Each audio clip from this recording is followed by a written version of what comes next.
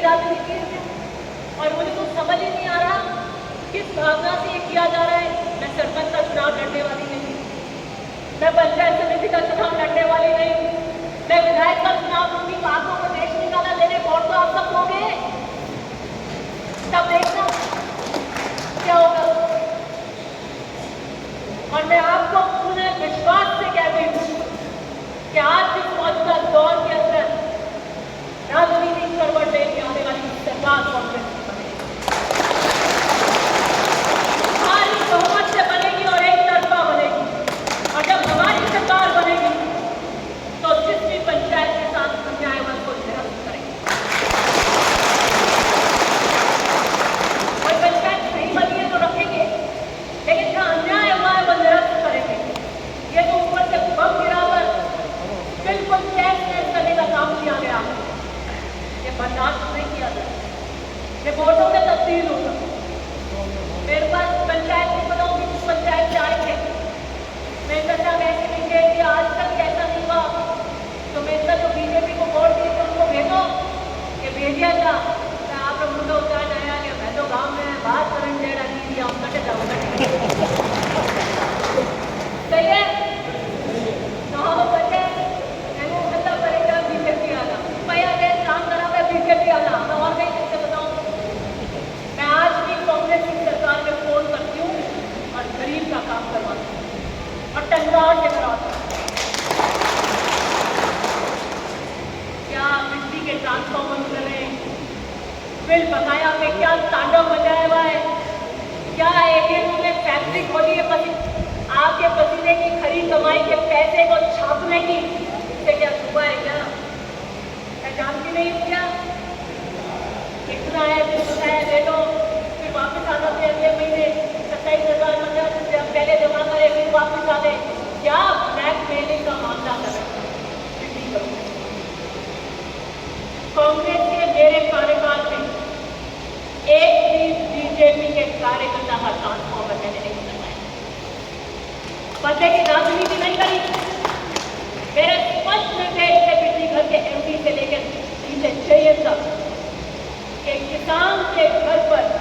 बिजली की कोई प्रकार की कार्रवाई नहीं करी, वो चाहे किसी भी राजनीतिक दल से आता। वोट देना उसका लोकतांत्रिक अधिकार है, वो किसे पसंद कर वोट देता है वो उसका निर्णय, लेकिन एक विधायक के रूप में प्रशासन चलाने का निर्णय लेना है। और मेरा यह निर्णय है कि किसी किसान के घर किसी भी राजनीतिक विचारधारा उसके घर के काम को बनेंगे, उसके साथ राजनीतिक में के साथ थानों में कार्रवाई नहीं होगी। थाने राजनीति का औजार क्यों बनेंगे तो हो रहा है, पर अब थानों की क्या हालत है सुनाती में आपको होगी। 151 के बाद तो छापे मार दें, 151 में रखते हैं तो क्या कहता है घर वाले आज ही पेश कर दो, कहता है हेड कॉन्स्टेबल सब 10,000 रुपये देखो 10,000 बोले कि आज भी पेश कर सकते यूँ है सब स्टाफ कम है सब 15,000 ले लो, 15,000 है वो तो मियाँ उसकी जगह पेश करना पड़ेगा। ये हाल आपके सामने बाधा के बाद के अंदर एक किसान की से रोड उठ जाती, देखिए भी आपने वो तस्वीरें वो वीडियो,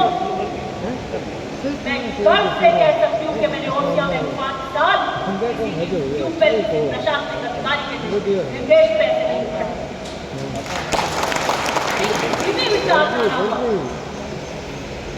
चाहे थानेदार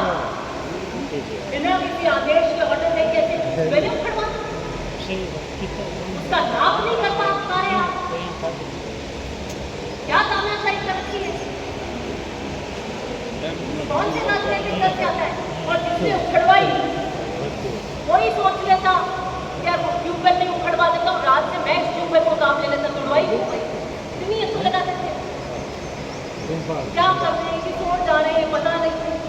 छोटे छोटे गांव बना रहे हैं, आबादी भूमि नहीं, तालाब नहीं, ओजन नहीं, तो गांव का क्या भविष्य होगा, कैसे वहाँ मूलभूत विकास की चीजें आएंगी,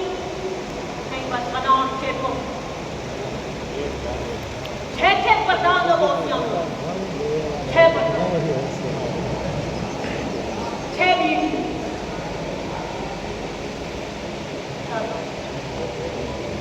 इतनी जनसंख्या ही नहीं है। जितने भी आप सब यहाँ पे पंचायत समिति के सदस्य और सरपंच बैठे हैं, पॉपुलेशन के आधार पर फंड आता है, एसएफसी का और एफएफसी का, केंद्र का और राज्य का। क्या फंड तो समितियों को आएगा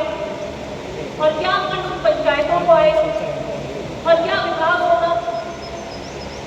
वार्ड का सिस्टम का तो सरपंच हो गया,